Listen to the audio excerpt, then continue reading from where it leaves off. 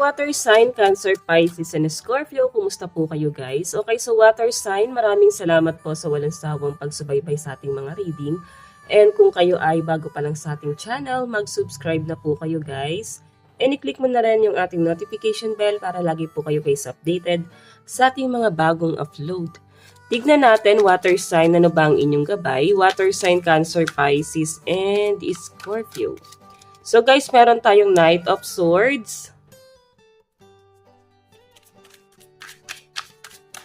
Meron tayong The Fool.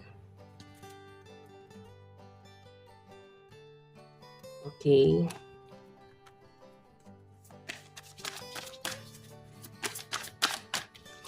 Meron tayong Five of Swords.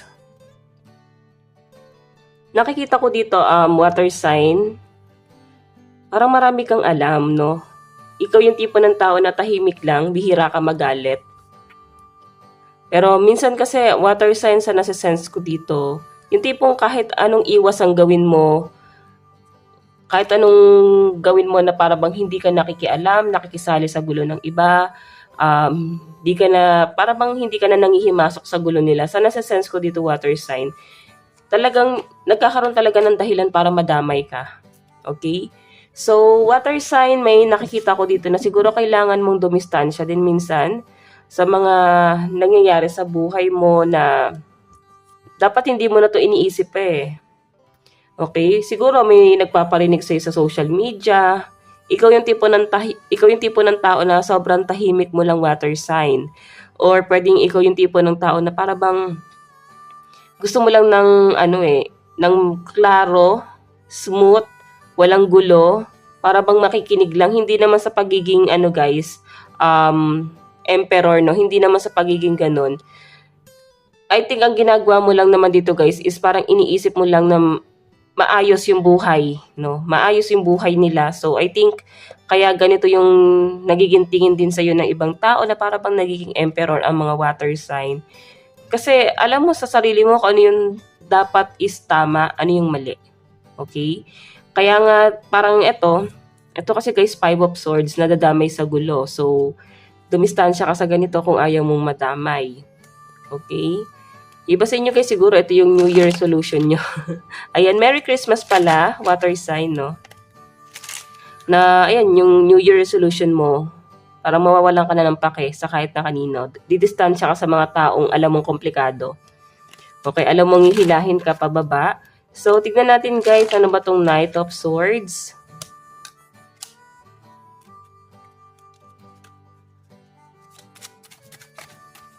Ano po itong Knight of Swords?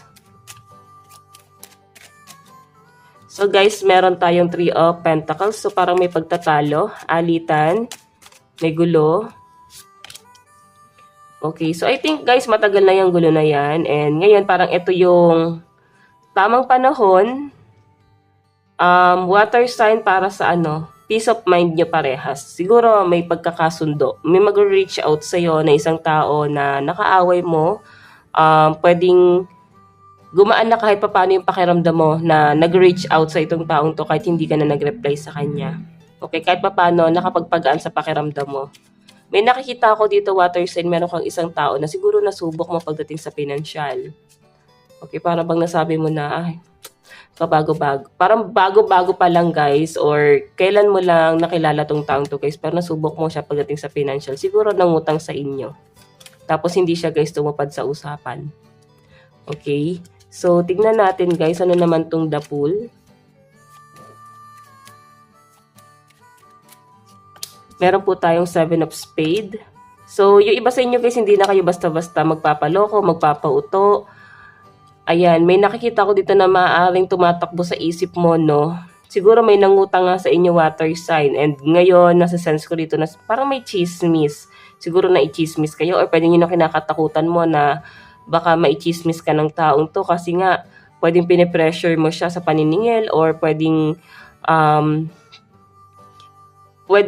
binibigyan kanya guys ng consequences itong taong to. Basta may issue about money guys. So, I think dahil dito sa pera na to, parang magdudulot pa siya water sign ng chismis. May chismis dito.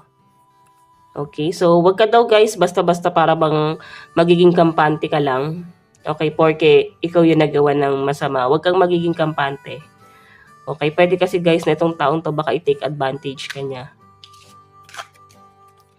Tignan natin guys ano naman itong Five of Swords.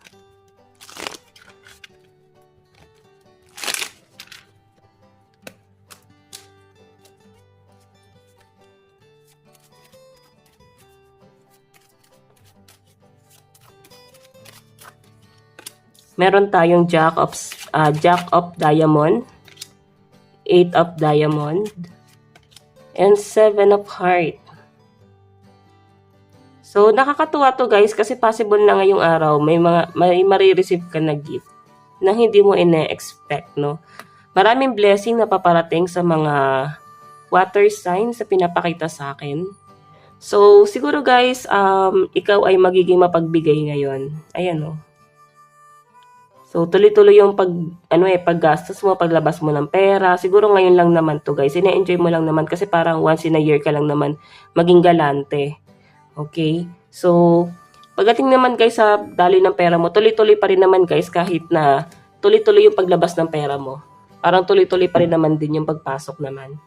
So, tignan natin guys pagdating naman sa love life mo.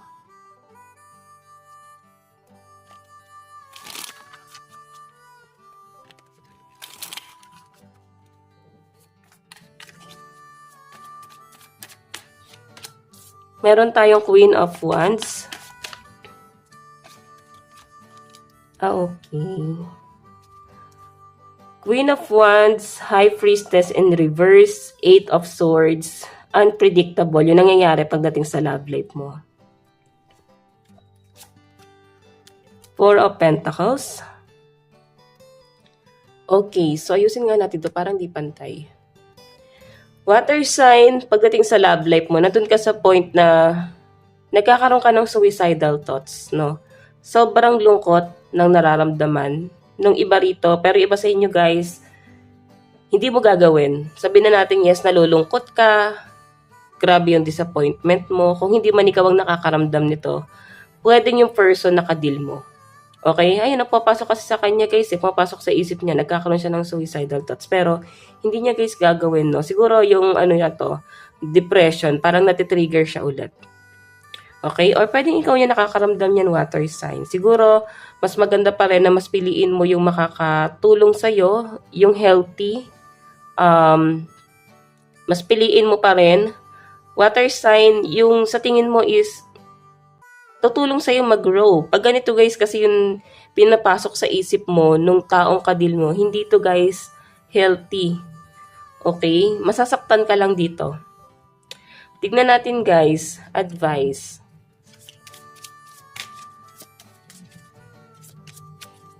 Meron tayong forgiveness. May nakikita ko dito guys, siguro yung iba sa inyo, nag-aantay ng kapatawaran, nag-aantay na may humingi ng tawad, may makarealize. Kasi ito lang guys yung inaantay, siguro nakonta kayo. Meron tayong message of warning. So, ang sinasabi rito guys siguro, kung ikaw ay natitrigger na mag-message or mag-reply, kung nag-message na sa inyo, mag-reply, sinasabi rito guys na wag muna kasi pwedeng meron mangyari ngayon or disappointment or dahil nga Mercury retrograde water sign kasi sabi nila no sabi ng sa astrology guys pagka Mercury retrograde nakipagbalikan yung ex mo hindi worth it na bumalik sa ex kasi magiging mas worse to guys.